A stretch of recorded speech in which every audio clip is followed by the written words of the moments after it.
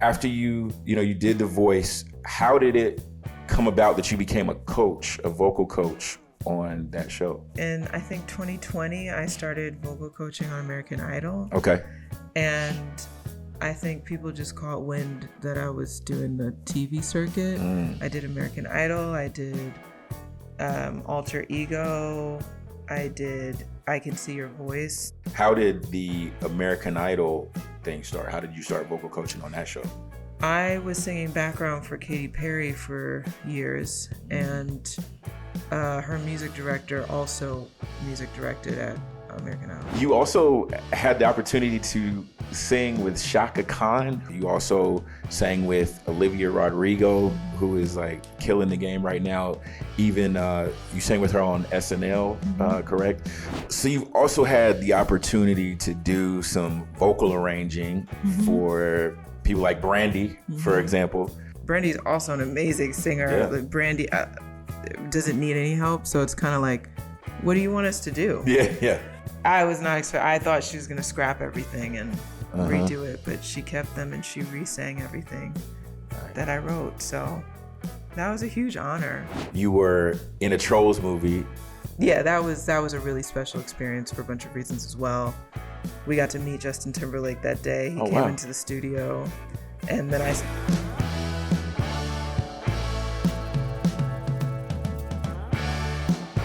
She was a contestant on The Voice, went on to be a vocal coach on that show and other shows like it. She also has toured with the likes of Olivia Rodrigo, sang backgrounds for Shaka Khan as well. India Carney. Hello. What's going on? I'm chilling. How are you? I'm good. Thank you so much for being here. Thank you for having me. I appreciate you. I saw you sing at Hotel Cafe maybe a couple years ago, something like that. And I've been following along ever since. I saw you sing there again recently.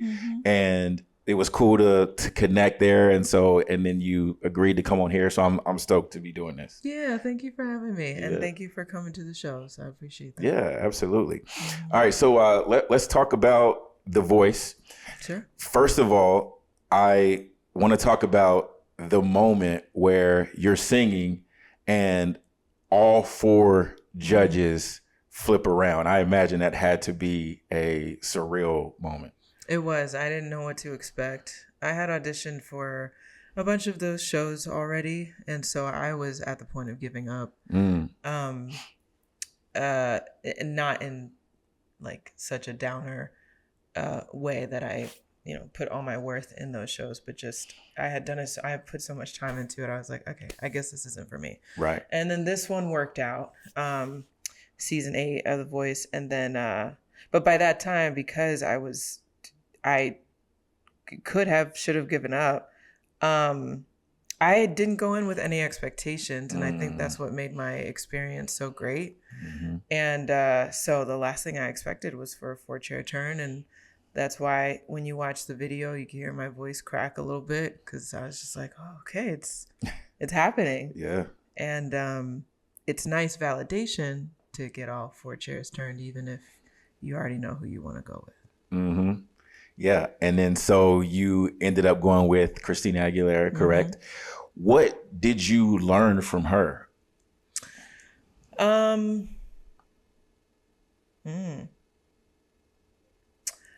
I will say we were on the same page for a lot of my time there.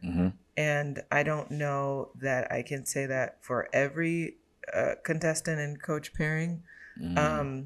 Just for logistical reasons too, like the song choice and whether or not it's cleared for TV and how much time we actually have with them behind the scenes. I mean, there are so many factors that play into that. But I was really grateful that we always wanted to do the same songs. I mean, she even suggested a Porgy and Bess song one week, and I was like, girl, I'm not ready to go home yet. So no, but yeah, that's like my thing. Yeah. So it was reassuring to have had that kind of connection with her. Yeah. And I think that that's something that I've taken with me. Yeah. Was there anything that you saw in her or maybe in some of the other judges or coaches even that would suggest like, oh, I get why they're successful. I see how they move. Was there anything like that you saw, maybe either with Christina or maybe any commonalities between them that you saw in terms of, like I said, how they move? Interesting. And like how they move translating to their success? Yeah, exactly. I don't know that I got to spend enough time with all the coaches when I was on the show. Sure.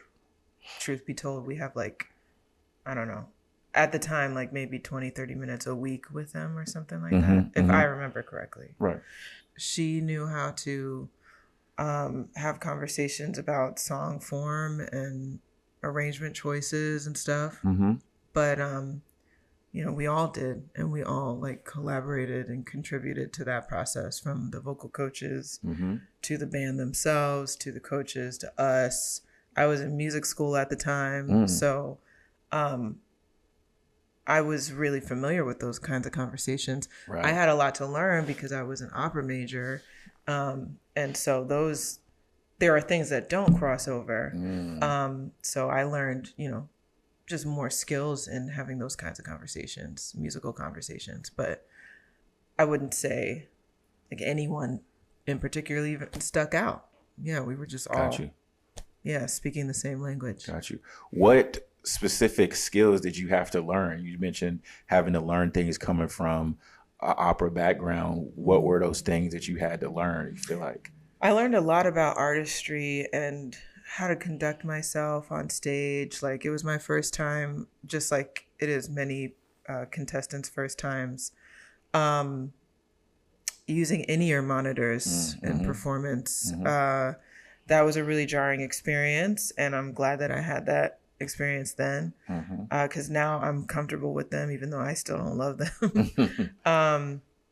So yeah, I mean, that then bleeds into having conversations with your sound engineer, and then my work in the studio with producers kind of translates to these conversations now, like talking about the EQ and the vocal chain and what I need.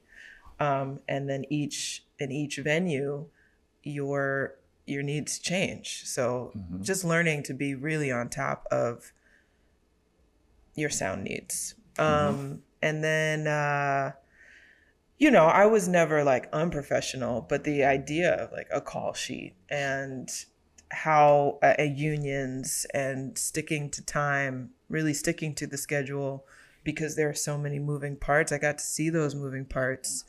I got to be treated like an artist and like have hair and makeup scheduled for me every day, multiple times a day, and wardrobe fittings, and just being on TV in the first place.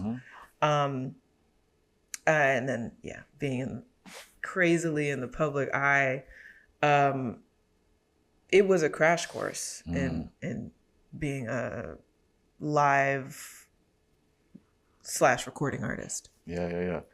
Were there any moments that stick out to you from being in so much in the public eye? Like, were there any things that you remember of either people coming up to you or just some experience that you had from being in the public eye that was different from before? I mean, everything. Like, I was working before then, but I hadn't had that kind of spotlight. So, you know, I went back home to Brooklyn and I was in the newspaper. I was like front page of some newspaper. I forgot which one it was, but they were handing it out and I'm just standing there like, that's me. That's crazy. I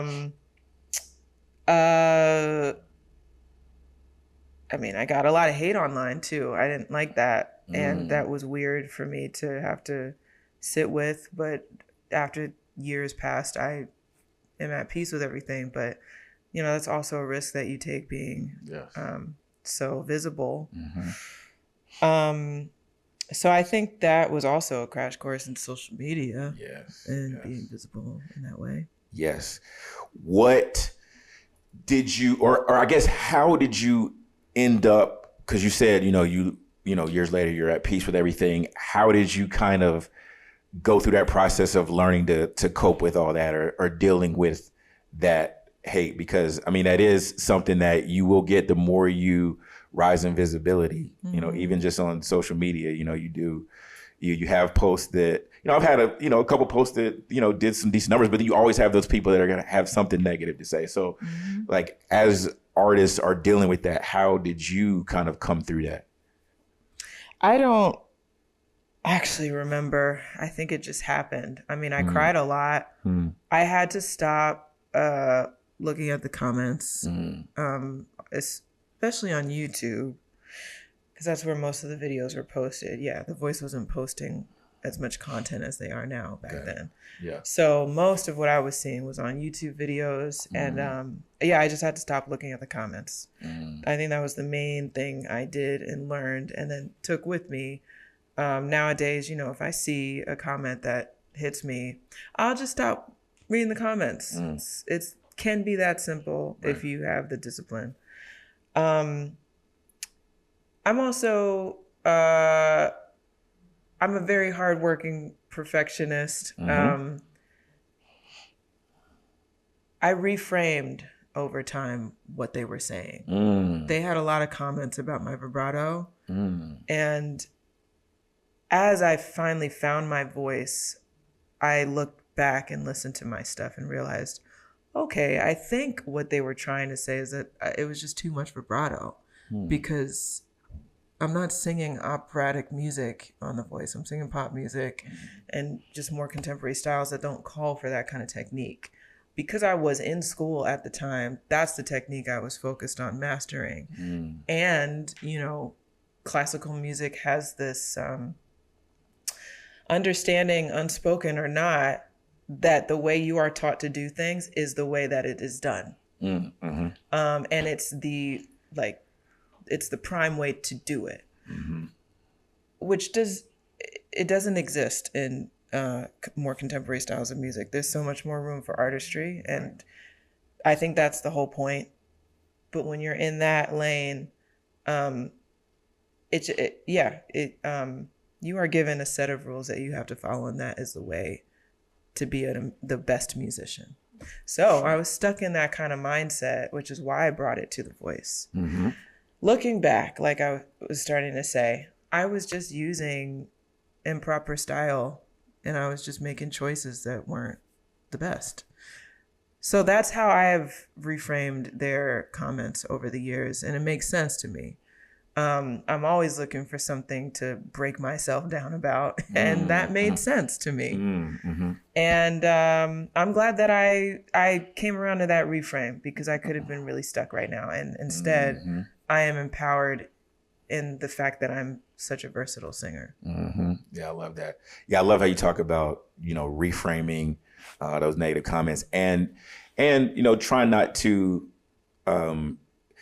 taking some things and taking like, okay, what can I learn from this, or what can I take from this? I love how you say that, because sometimes, like, I know for me, for example, like submitting a song to a playlist or whatever on like one of those like Submit Hub, you know, type of sites, and then you get you know, feedback, and sometimes it's like it doesn't make any sense or whatever. But you know, there have been times where I'm seeing, you know, production, like I don't love the production. So I'm like, okay, maybe I just need to, and I think at that time I was producing myself. I was producing a song. Yeah. And so then I'm like, okay, maybe I need to like find a producer that knows what they're doing and, you know, let them produce the songs, and then I just focus on singing the songs, you know? So, yeah, no, I love that, you know, like you said, that you can, like, sometimes it's about taking a step back and like, okay, what can I, or if there is anything I can actually take from this, and everything else, like, fuck it. You know what I mean? Like, it's like the negative, like, you don't have time for it to worry about, you know, some of the shit that people are saying, because it's like, you know, like a lot of times it's nonsensical, but occasionally there may be something that you could take from it, take it, keep it moving. Right. You know, that's kind of how I look at it. And that's, I feel like, kind of what you said in terms of how you approach these things too. So after time, like, it was not that easy. But time forced me into seeing it that way. And I mean, and that's part of, you know, growing up and part of, you know, having these experiences. You learn how to, you know, how to deal with these things, and like you said, how to reframe. So let's go to, after you did The Voice, how did it come about that you became a coach, a vocal coach on that show? Yeah, I think 2020, I started vocal coaching on American Idol. Okay. And I think people just caught wind that I was doing the TV circuit. I did American Idol. I did Alter Ego. I did I Can See Your Voice, I think, for a couple seasons. Nice. And I stayed in contact with my voice coach, my vocal coach from The Voice. Right. And she remembered me and thought of me when there was a spot opening up season 28. I'm really grateful for that. 10 years later. Yeah. But you never know who's going to remember you for things. Yeah, no, totally. How did the American Idol thing start? How did you start vocal coaching on that show? I was singing background for Katy Perry for years, and her music director also music directed at American Idol. And there was a spot opening, and they all knew. I think in the pandemic, when we were all doing our side hustles, I went in on the coaching. I was already coaching for years because that's a requirement in at least my opera program. So from my first voice student in college, I never stopped teaching. From your story and from so many people that I talk to, it's those connections, and leaving a good impression when you do get, those calls, no matter how big or small the thing may seem, because you never know what that's going to lead to later on. I mean, like I said, time and time again, that's been the story for people I've talked to on this podcast. Yeah. And how did the Katy Perry thing start while we're here? I don't remember where I got that from, but I do know that the music circuit here is kind of small. So once you enter, you meet the people that you need to meet over time. Right. Back then was pre-pandemic, and there was this like late night jam that I would go to once a week. And for an introvert like myself, I had to force myself out the house and go. But I found a space that I felt safe exploring in. And so I went religiously to sing there and explore myself. But also I'd meet someone new every time. Yeah. I met Lucky Day there before he popped off. Wow. So just to set the scene of like, this was a place where like people really came to just to fellowship and like hear music and just be themselves. But it wasn't about the clout of it. It was just about, I don't know the jams that are still happening these days post-pandemic. Right. But before the pandemic, it was a nice place to be. Yeah. So doing things like that put me on people's radar. And of course it helped to have just gotten off The Voice. So. Yeah, sure. Yeah, I talked to Just Live on this podcast, and she frequents the Juice Joint, for example, is one of those kind of spots like that where a lot of people go and jam, and a lot of dope musicians hang out there, and it's like one of those spots that can be a incubator, if you will. So that's cool to see. But yeah, I also love how you said, you're an introvert, which I am too. And, a lot of times it is a matter of just forcing ourselves to like go outside and actually talk to people, meet people. And sometimes, at least like in the beginning for me, like sometimes just showing up, I may not have even talked to anybody at first, but then people would see me and say, "Oh, I saw you last time. What's up?" And then the conversation would start. So sometimes even as an introvert, just showing up, even if you don't talk to anybody that time, maybe the next time you talk to somebody, maybe the next time somebody talks to you, but just showing your face and, making that effort to step outside can go a long way, I think. It does. Yeah. It does. 100%. Awesome. And so you've sang with Katy Perry, which is amazing. You also sang with Olivia Rodrigo, who is like killing the game right now. Even you sang with her on SNL, correct? Talk about being on SNL. Like, How was that experience? Like, it's as incredible. a New Yorker, it's Yeah. amazing. Yeah. I did SNL with her 2 years ago as well. I went on tour with her. And so, yeah, I mean, SNL was great. It's like every other broadcast. So you go in and you have your dressing room and your call times. And I've been doing this kind of work for the better of like 10 years, I think. So, yeah, it blends into each other now. Yeah. But it was an honor to have done it. Yeah. I can imagine. Yeah, as a New Yorker, I mean, SNL is such an iconic show, and so yeah, I can only imagine how dope that like whole experience must have been. Very cool to say I did it. Yeah, no, absolutely. And then just like being with Olivia Rodrigo and touring with her in general, were there things that you've observed in her and that you've seen with her that might explain her success? I mean, it's a tough question to answer because I don't know that there's actually a formula like we want there to be. So these people who've risen to their level of success, the level of success that a lot of us think we want, requires something really specific. And because I'm not necessarily there myself, I don't really know what that is. I can try and guess. I could try and project, but the circumstances that brought them to where they are were just whatever they happen to be. Obviously there's planning that goes into everything, they're all hard workers. Olivia's a very hard worker.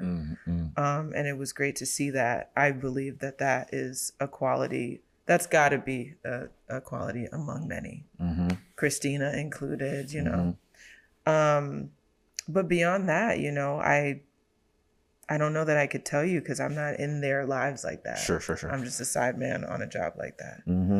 But it is nice to work for somebody who is clearly engaged in their craft. Yeah. She's a great songwriter. Yeah. And it was really cool having sold out shows in every city for an entire year and the whole audience just singing every lyric of every song. That's terrible for my in-ear mix, but great for the vibe. What things were you dealing with in your in-ears? I mean, just screaming children. Yeah. And a lot of her music is like electronic based. Like she's not an electronic artist, but there's a lot of synths in my ear and stuff. Sure. That's not a pure tone. And my ears are very specific.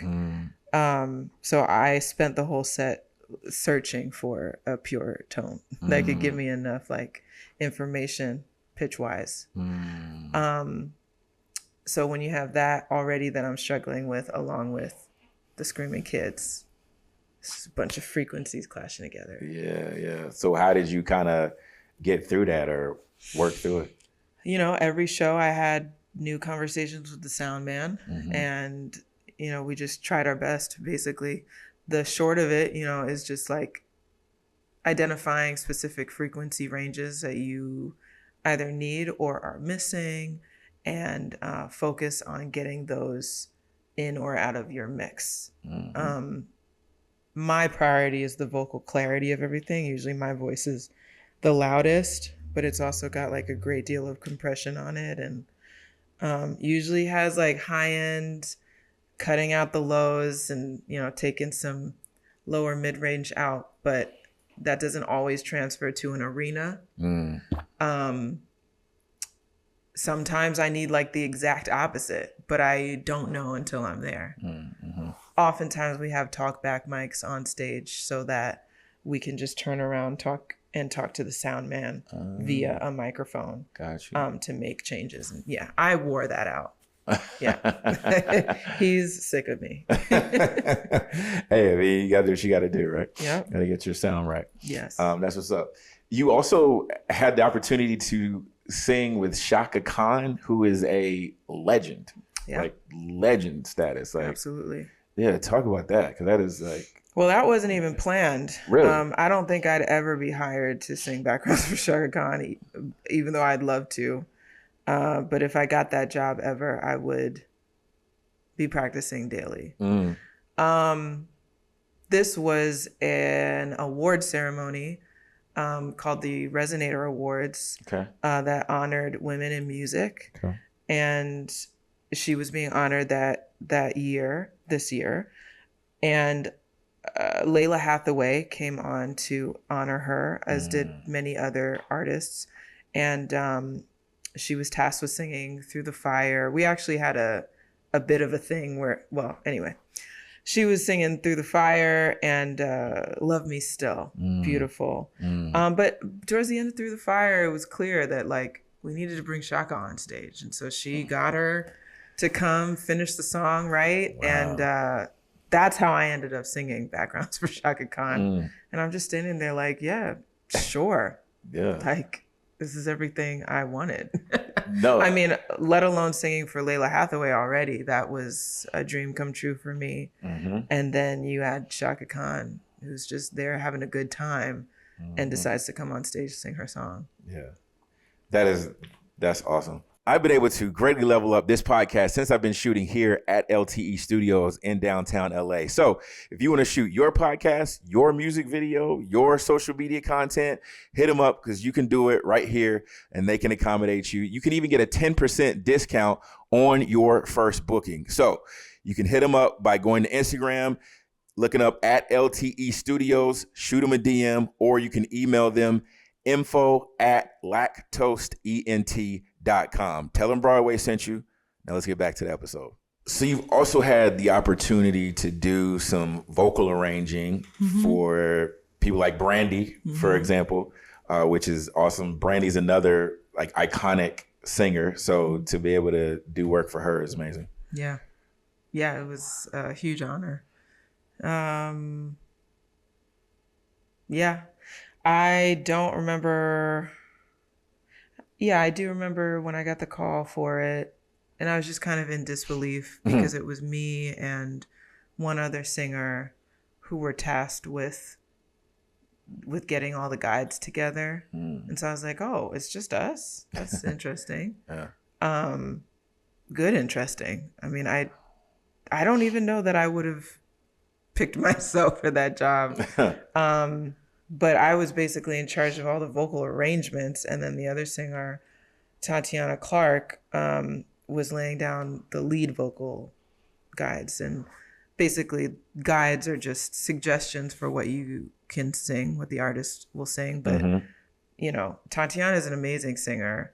Brandy's also an amazing singer. Yeah. Brandy doesn't need any help. So it's kind of like, what do you want us to do? Yeah.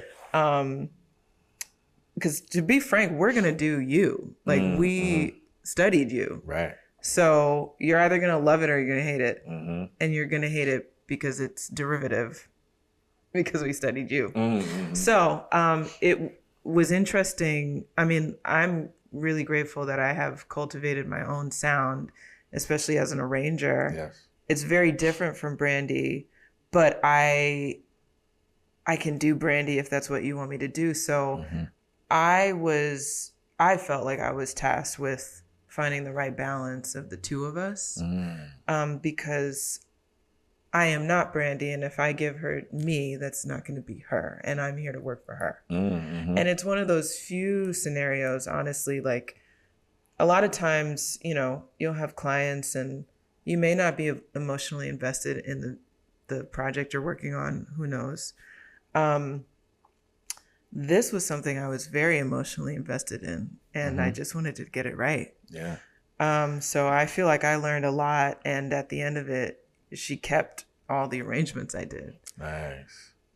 I was not I thought she was going to scrap everything and redo it, but she kept them and she re-sang everything that I wrote. So that was a huge honor. Yeah. And I'm really glad I did it. How do you approach something like that? How do you first wrap your brain around it and then tackle it? Well, this process, we had an executive producer, and that also like evolved over time. But when I started on the project, we had an executive producer who hired a 4-piece band, I think. And we would all come in every day for hours on end. I think we did mostly covers. So we already knew the songs. So we basically just like live jammed through every song until we found a cool groove. And once we found the groove, then we'd track that. And then I'd go to my room and lay down the vocal arrangement and or the lead guide. I did a few lead guides. I think Tatiana was better at that job than me. And so, like for Deck the Halls was like an entirely different melody that I came up with. Nice. And the vocal arrangement I also did. And then there were other songs like Someday at Christmas and Santa Baby that mirrored the original melody. So we didn't change anything there, but I did add background vocals to it. So that process, that's how that process went. We started as a group, found a nice groove. Then I went and did my thing. And where it starts, for me, vocal arrangements always start with the lead vocal. So even for the arrangements I do for social media, I'll start with the lead vocal.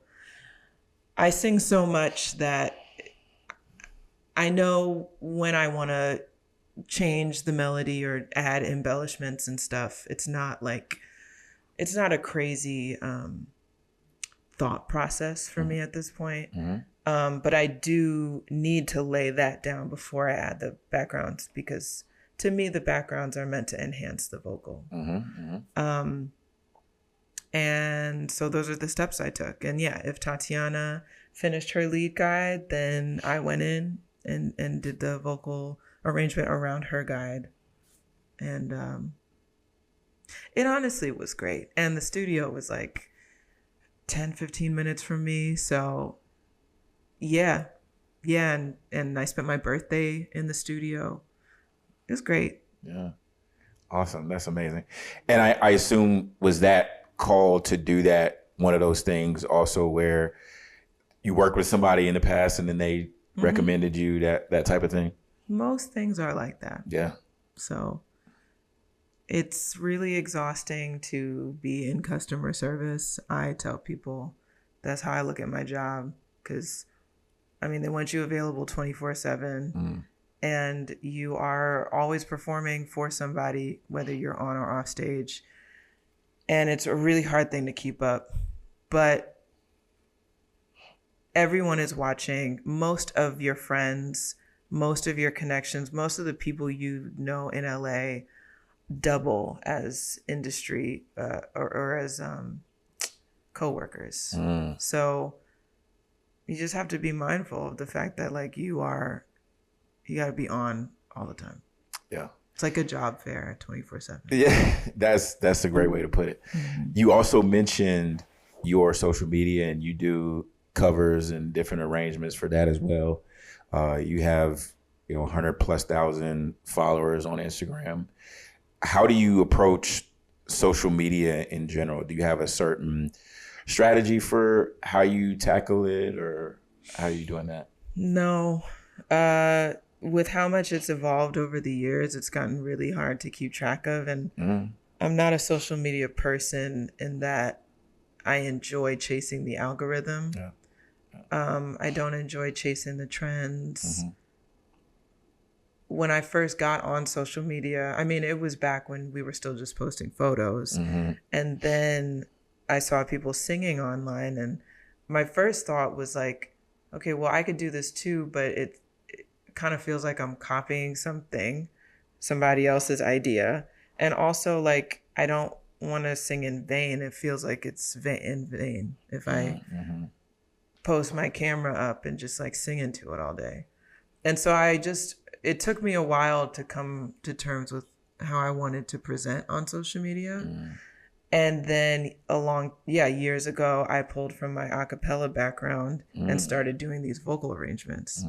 So it really was an organic thing. The most thought I put into it was how can I be the most authentic?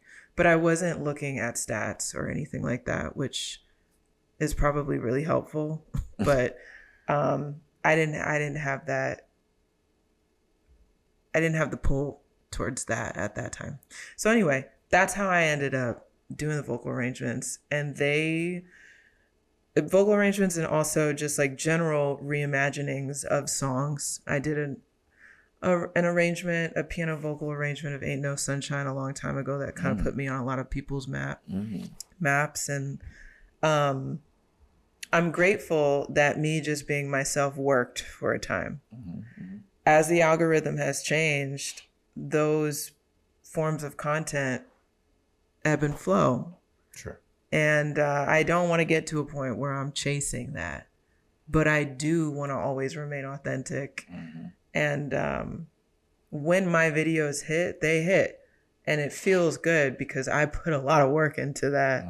And I challenged myself and it was fun. And other people were engaged by it too. So, yeah, I guess, yeah. And over the past few years, I've been working with one of my best friends as my creative collaborator. And we've been talking about like release strategies and actually trying to strategize. So I'm learning. Yeah, as we all are. Yeah, life is the learning process. So that's what it's all about. You mentioned you had a acapella group background. I was directing acapella groups in college as well. What did you do in terms of acapella? I'm just curious. Yeah, I directed for 2 years. One of those years I was on The Voice. But yeah, I was directing, and I think that's when I really got into vocal arranging because I had to write arrangements for the group, and it was like I don't remember how many people were in it, but it was at least like 12 people. It's a big group. So I learned so much throughout that process, just how to blend, how to work with singers, and how to arrange for singers, and how to edit. I think that was the most important thing that I learned. Yeah, because once the arrangement's done, like there's a 50-50 chance that that's going to end up in the final. But yeah, I was in the Scattertones, shout out at UCLA. And yeah. Yeah, I directed a group called Harmonics at UNC Chapel Hill. Yeah. I feel like there's nothing like voices coming together in harmony in the right way in an a cappella group. Like I feel like that's just like one of the most heavenly things. When you get it right, it's just like something that is just like incredible to me. Yeah, absolutely. It's just like you can't beat it. I remember like growing up too, like my dad sang, and then I have two sisters, and so it was like we had 4-part harmony in the house, growing up. So that was those are, and my dad is passed, but like those are some of the memories that I like hold on to. So a cappella music is very near and dear to me in that way. Really beautiful memories. Yeah. So I think that's cool that you did some of that too. Yeah. So, yeah. Very nerdy. Glad I did it. Yeah, absolutely. You also did, or you had you sang a song. You did a version of Auld Lang Syne that was in an American Express national commercial. You want to talk about that experience? Yeah. It was probably one of my most profound experiences because it gave me so much self-confidence. I have a tendency to be an overachiever, which I'm not ashamed of, but it's exhausting. And oftentimes I don't know that it grants me what I hope it would, but this time it did. In continuing this conversation about you never know who's watching, a girl who I wasn't even very close to in high school, but we still knew each other. She went on to work at this music licensing company, and she had been keeping up with me post high school, and she saw all the vocal arrangements I was doing, and American Express was looking for a vocal arrangement of Auld Lang Syne. So she was like, do you want to submit for this? And I'm like, 100%. This was actually in 2020 when half of us didn't have work for the majority of the year. So when that call came in, I was like, yeah, I'm getting this. And I did 4 versions of it to submit. Wow. So I did my usual like trio, fun harmony version. And then I saw a commercial where the underscore was just a singular a cappella voice singing a melody. And I was like, I could do that. And so that was the second version. And then I did 2 versions of choir and piano, and then choir and strings and piano, I think, or something. So I sent all of those in, and I was like, you are going to pick me for this job. And I spent a lot of time on it. And they went with the a cappella solo line version. A lot of what I've found in working in the commercial world is that nobody really knows what they want until they see it or hear it. So send them a bunch of options and hope that they like one of them. And even after they choose whatever they choose, there are probably going to be tons of edits to that as well. So being malleable is really important in that line of work. And it was the most pleasant process, and I was able to keep it in-house for the majority. No, I did not mix it, but I did engineer. No, I didn't engineer. I did some engineering of it, and it was cool to have that stake in the project as well. But I did record it myself, I think. I did record it myself. I had it mixed elsewhere. And it was just cool to have done that. From that, they wanted different versions of the song. So I arranged for a small choir and a string section, which isn't something I do all the time. So it was cool to test those skills out and work with people in person in the studio. And and then we brought in a camera crew to get the BTS of everything and then released those versions. I mean, it was just the gift that kept on giving, pun intended, because it was a holiday campaign. And the music supervisor from that project remembered me for other things. I don't know that we got any other cuts since then, but being considered is a huge part of it. Yeah, absolutely. And you get like demo fees too. So like even these small things that I submit for that I don't get, I still got paid for my time, and that's cool. Yeah, that's very cool. I love how you said, oh, I'm getting this. Yeah. And a lot of times I feel like, especially with something you hear, this is for American Express. And I feel like a lot of us would go, oh, that's a huge thing. They're never going to pick me, or there's probably 1 million people going out for this. There's no way I'm going to get that. But I love how you said, I'm doing this, I'm getting this. Let me, if they need, 4 versions, I'm going to let me give them plenty of options. Let me, spend a lot of time and I'm doing this now. And I love that attitude. Yeah. I mean, a few times do you get called for something that's right for you? Even the Brandy thing, even though earlier I said I don't even know that I was the right one. I was ready for that, and I was a good choice for that project, for sure. But those opportunities come rarely, I think. Usually I have to mold into somebody else's vision. And for those 2 projects, at the very least, I got to just be myself. And it was really empowering. Yeah.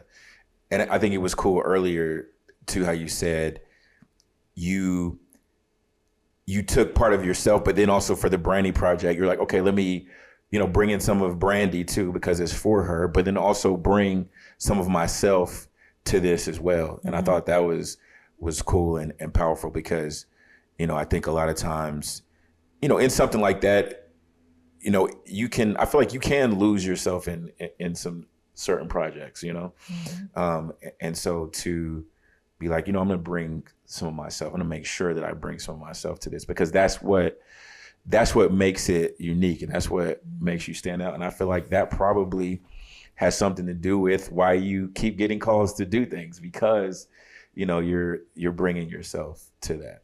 I hope so. Yeah. Thank you. Yeah, of course. You also, I saw a fun video on your social media of you were in a Trolls movie, and then it looked like you were Zooming with your family to like reveal this to them. You know, talk about that being in the movie, first of all, but then that moment sharing it with your family. Yeah, no, that was especially cool because I have Jamaican heritage, and they were looking for a Caribbean singer.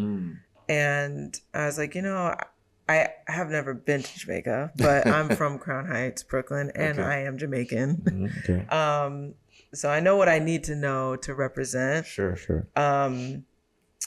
I called one of my close friends who's also Jamaican for some advice as I was prepping, just to make sure I was as authentic as I could be. Yeah. Because culture is very important to me. Sure. And so it was just cool that they happened to be looking for a Caribbean singer. I happen to be Caribbean, and it's for a big feature film. I assembled a group of my close friends to go see the movie, and we got to the movie and my verse was cut out of the movie. And I didn't find that out until I got there, which is really annoying, but it is on the soundtrack. And it is an honor to be credited. Yeah. We're usually not credited as session singers, and or at least like on the, like, you know, underneath the title credited. And that was really cool to see alongside one of my friends who also sang on the track, who's an amazing singer. So that was a really special experience for a bunch of reasons as well. We got to meet Justin Timberlake that day. He came into the studio, and then I spent the rest of the day trying to stalk him to actually have a conversation with him. How did that go? Needless to say, I didn't succeed. Okay. Yeah, I just stayed in the car. Okay. And then I left. Oh, okay. But he was sweet for the time that he came into the studio, and it was a surreal experience. Yeah. And then was it a Zoom what you were doing with your family where you like played the song for them? Playing the song for them, and you know, they've been around my whole life, so I'm always coming at them with things. They were equally excited though, and it would be really cool to become a parent someday and birth musical or creative kids like myself, who are doing things all the time and just be going to their shows and supporting their exhibits and whatever, and like rack up a lifetime of those experiences and then still be excited 30 years later. So I've always been grateful for my parents' support. Yeah, they've always been supportive. Yeah, absolutely. And I think, and I would imagine they were super proud in that moment, watching that and seeing that. Definitely. Yeah, that's amazing. You've also had the opportunity to be on NPR Tiny Desk as well. Yep. Who are you doing that with? I did it with Michael Mayo. I mean, he's just a stellar musician, amazing vocal arranger as well. His arrangements are really tough, but they are done in a way that after you learn it the first time, it makes sense. And then you don't need the music anymore. I mean, we learned and memorized that stuff in a day. And then we flew to DC to film it. So I think that speaks to his abilities, because most things you require more rehearsal. So that was cool. And he's a friend, and everyone in the band, we all come from similar circles here in Los Angeles. And it was really, really cool to just be there supporting someone who we all believe in and each other. Awesome. That's amazing. I also wanted to ask you, as a vocal coach, when you're coaching people on whether it's American Idol or The Voice, are there certain things that tend to come up a lot with singers, or are there things that maybe if you're at a hotel cafe or whatever and you see other people performing, are there things that you notice that maybe more singers should be doing X, Y, or Z, or this is a big thing that comes up with singers a lot? Are there things like that?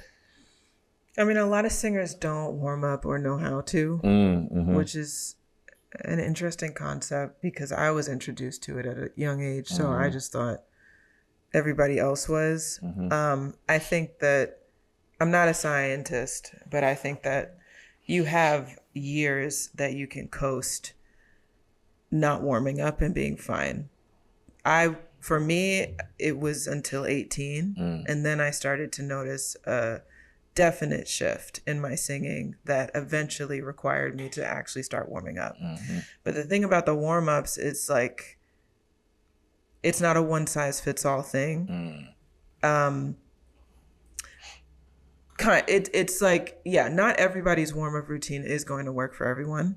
Some people may only need 10 minutes of warm-up time, and others might need 40. Like me, I like a 30 to 40-minute warm-up, and it doesn't tire me out.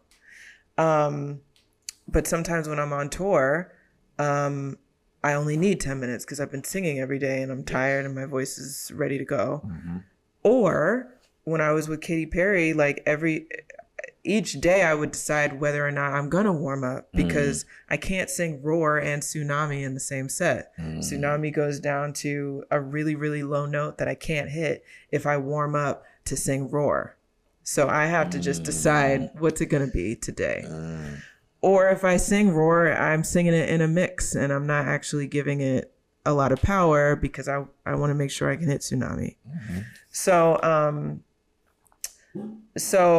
yeah, everybody's warm-up routine is different, and even per person, per day, you can wake up needing something different. So it's really important to understand what it is you need, and then you use the warm-ups to target those things.